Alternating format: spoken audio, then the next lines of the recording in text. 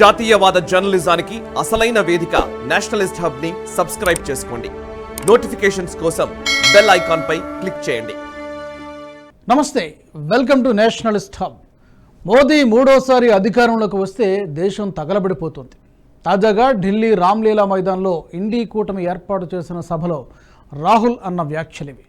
మోదీ దేశంలోని అధికార యంత్రాంగాన్నంతా తన చెప్పు చేతల్లో పెట్టుకున్నారని, ఎన్నికల సంఘం, దర్యాప్తు సంస్థలు, మీడియాను ఉపయోగించుకుని మోదీ గెలవడానికి ప్రయత్నిస్తున్నారని ఆరోపించారు.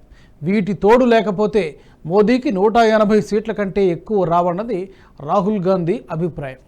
ఈ వ్యాఖ్యలను క్షుణ్ణంగా పరిశీలిస్తే కాంగ్రెస్ పార్టీ అంతరంగం ఏంటో మనకు అర్థమవుతోంది. భారత మాజీ ప్రధాని దివంగత నేత వాజ్పేయి ఎప్పుడూ ఒక మాట చెప్పేవారు: కాంగ్రెస్ అధికారంలో ఉంటే ప్రమాదమే, కానీ ఆ పార్టీ అధికారాన్ని కోల్పోతే మరింత ప్రమాదకరంగా మారుతుందన్నది అటల్జీ చెప్పిన మాట. అది ప్రస్తుతం నిజమే అనిపిస్తోంది. కాంగ్రెస్ చర్యలను చూస్తుంటే మన దేశంలో ఎన్నో దారుణాలకు తెర తీసేలా కనిపిస్తోంది. తన అధికారం కోసం విదేశాలకు కూడా మన దేశాన్ని తాకట్టు పెట్టేందుకు హస్తం పార్టీ వెనుకాడదు. ప్రస్తుతం దేశంలో ఒక ప్రణాళికాబద్ధంగా ప్రయత్నాలు చేస్తోంది. ఇందులో భాగంగా కాంగ్రెస్ పార్టీ ఇప్పటి నుంచే ప్రణాళికలు రచిస్తున్నట్టు కనిపిస్తోంది. ఆ ప్రణాళికలేంటో ఇప్పుడు చూద్దాం. రాహుల్ గాంధీ వ్యాఖ్యలను చూస్తూ ముఖ్యంగా మీడియా, ఎన్నికల కమిషన్, ఈడీలను దృష్టిలో పెట్టుకుని మాట్లాడారు. ఈవీఎంలు, మ్యాచ్ ఫిక్సింగ్, సోషల్ మీడియా, ప్రెస్పై ఒత్తిడి లేకుండా బీజేపీ 180 సీట్ల కంటే ఎక్కువ సీట్లు గెలవలేదని తేల్చి చెప్పారు.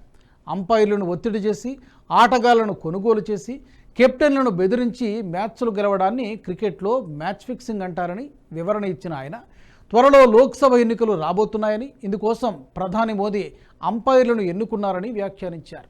ఈ ఎన్నికల మ్యాచ్కి ముందే ఇండీ కూటమి ఆటగాళ్లైన ఇద్దరిని అరెస్టు చేశారని పేర్కొన్నారు. కాంగ్రెస్ అతిపెద్ద ప్రతిపక్ష పార్టీ అని, కానీ ఎన్నికల ముందు తమ బ్యాంకు ఖాతాలన్నీ మూసివేయబడ్డాయని ఆవేదన వ్యక్తం చేశారు. ఈ ఎన్నికల కోసం తాము ప్రచారాలను నిర్వహించాలని, కార్యకర్తలను రాష్ట్రాలకు తరలించి పోస్టర్లు వేయాలని, కానీ బ్యాంకు ఖాతాలు మూసేస్తే ఎలా సాధ్యమవుతుందని ప్రశ్నించారు. అసలు ఇవి ఎలాంటి ఎన్నికలని నిలదీశారు. అయితే రాహుల్ గాంధీ చేసిన ఆరోపణల్లో నిజానిజాలేంటో సాధారణ ప్రజలందరికీ తెలుసు. ఈవీఎంలు లేకుండా బ్యాలెట్ బాక్సులను ఉపయోగిస్తేనే కాంగ్రెస్ గెలుస్తుందా అంటే, ఈవీఎంలు ఉన్నా కూడా కాంగ్రెస్ చాలా చోట్ల గెలిచింది. ప్రస్తుతం ఆ పార్టీ 3 రాష్ట్రాల్లో అధికారంలో ఉంది. అక్కడ ఈవీఎంలతోనే ఎన్నికలు జరిగాయి. ఇక సోషల్ మీడియా, ప్రెస్పై ఒత్తిడి తేవడం వల్లే బీజేపీ గెలుస్తోందన్నది రాహుల్ చేసిన మరో వాదన. ఇందులో సోషల్ మీడియాలో ఎంత మేర ఒత్తిడి ఉంటుందన్నదే ప్రధాన సందేహం. సోషల్ మీడియాలో ప్రతి ఒక్కరికి సొంత భావజాలం ఉంటుంది. వారిపై ఒత్తిడి చేయాలంటే ఎంత మేరకు సాధ్యం అన్నది రాహుల్ గాంధీకే తెలియాలి. ఇక ఈడీ విచారణ అంటే అవి కోర్టుల ఆదేశాల మేరకే జరుగుతున్నాయి. అటువంటి వాటిని రాహుల్ గాంధీ తప్పుపడుతున్నారు. కోర్టుల ద్వారా ఈ విచారణలు జరుగుతున్నాయి కాబట్టి న్యాయ వ్యవస్థను రాహుల్ గాంధీ తప్పుపట్టగలరా? వాటిపై ఆయన స్టాండ్ ఏంటి అన్నది చెబితే బాగుండేది. ఇక రాహుల్ గాంధీ ముఖ్యంగా చేస్తున్న ఆరోపణ బీజేపీ మళ్ళీ గెలిస్తే రాజ్యాంగాన్నే మార్చేస్తారని చెప్పడం.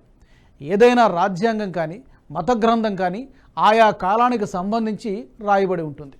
కాలంలో జరిగే మార్పులు, జనరేషన్ చేంజింగ్స్ను బట్టి వాటిలో మార్పులు, చేర్పులు తీసుకురావడం తప్పనిసరి. ఒకప్పుడు రాజరిక పరిపాలన ఉండేది. అందులో శిక్షా స్మృతి ఎంతో కఠినంగా ఉండేది. దొంగతనం చేస్తే చేతులు నరికివేయడం, కాస్తంత పెద్ద తప్పులకు ఏకంగా ఉరిశిక్ష అమలు చేయడం జరిగేవి.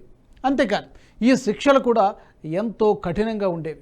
అప్పట్లో ఒక శిక్షా స్మృతి ఉంది కదా అని వాటిని అలాగే కొనసాగించగలమా? లేదు కదా. కాలానికి తగ్గట్టు వాటిలో మార్పులు, చేర్పులు వచ్చాయి. వాటిని అలాగే కొనసాగిస్తే ఏ ఒక్కరూ ఒప్పుకోరు.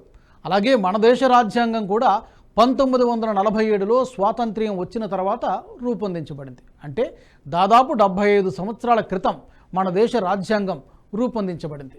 ఇందులో కాలానికి తగ్గట్టు ఎన్నో మార్పులు చోటు చేసుకున్నాయి. కేవలం ఇప్పటి ప్రభుత్వమే కాదు, గత 75 ఏళ్లుగా మన దేశ రాజ్యాంగంలో ఎన్నో సవరణలు జరిగాయి. ఓ లెక్క ప్రకారం చూసుకుంటే భారత తొలి ప్రధానిగా నెహ్రూ ఉన్న సమయంలోనే మన రాజ్యాంగానికి 17 సార్లు సవరణ చేశారు. ఆ తర్వాత ఇందిరాగాంధీ 28 సార్లు, రాజీవ్ గాంధీ 10 సార్లు, మన్మోహన్ సింగ్ ప్రధానిగా ఉన్నప్పుడు 7 సార్లు రాజ్యాంగాన్ని సవరించారు.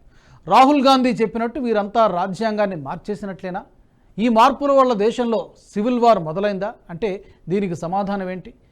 ప్రస్తుతం రాహుల్ గాంధీ అన్నట్లు మోదీ రాజ్యాంగాన్ని మార్చే అవకాశం ఉందా లేదా అనే విషయాన్ని తెలుసుకుందాం. మోదీ రాజ్యాంగాన్ని మార్చేస్తారు అనే వాదనకు ప్రస్తుతం బీజేపీ తీసుకున్న నినాదాన్ని విపక్షాలు ఆధారంగా తీసుకుంటున్నాయి. ఎప్పుడూ లేనట్లుగా బీజేపీ 370 సీట్లలో గెలుపొందడానికి ప్రయత్నాలు చేస్తోందని, ఇది లోక్సభ సీట్లలో 2/3 వంతు అని చెబుతున్నారు.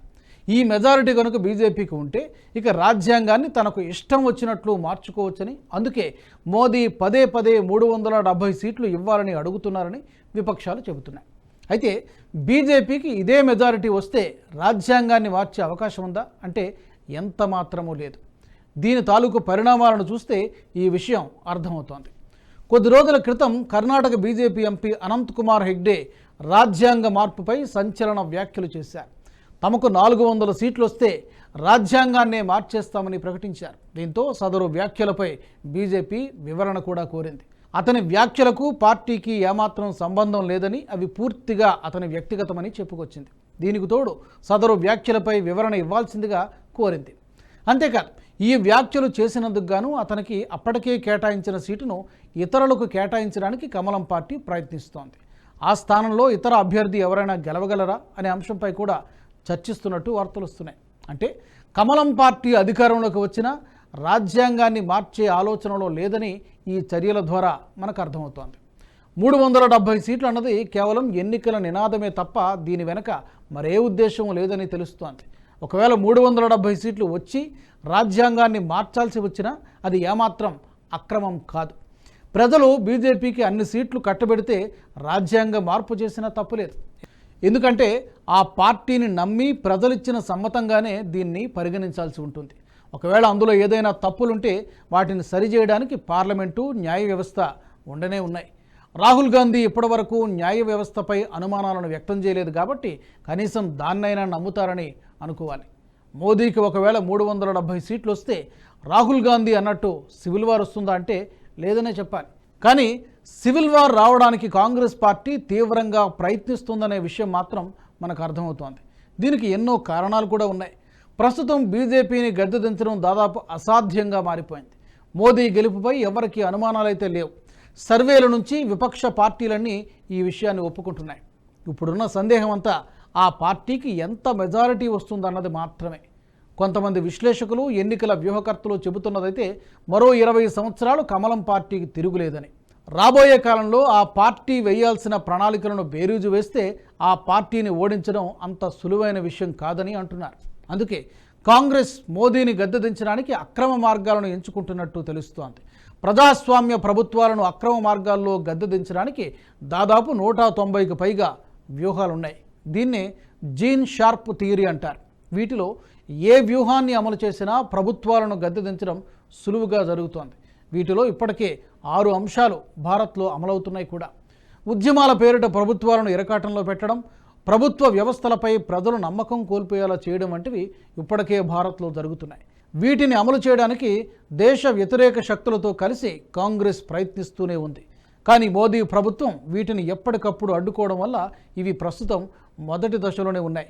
కాంగ్రెస్ వీటి కోసం ప్రయత్నాలు చేసే దశలోనే ప్రస్తుతం రాహుల్ గాంధీ కూడా సివిల్ వార్ అనే పదాలను ఉపయోగించినట్టు కనిపిస్తోంది. అయితే ఇది అమలవుతుందా లేక మోదీ చాకచక్యంగా విపక్షాల కుట్రల్ని అడ్డుకోగలరా అన్నది తెలియాలంటే వేచి చూడాల్సిందే. ఈ వీడియో మీకు నచ్చినట్టయితే లైక్ చేయండి, 10 మందికి షేర్ చేయండి. అలాగే కామెంట్ల రూపంలో మీ అభిప్రాయాలను మాతో పంచుకోండి. Nationalist hub group of channels ను సబ్స్క్రైబ్ చేసుకుని తెలుగునాట జాతీయవాద జర్నలిజాన్ని ప్రోత్సహించండి. ఈ వీడియో కింద ఉన్న బెల్ ఐకాన్ పై క్లిక్ చేయడం మర్చిపోవద్దు.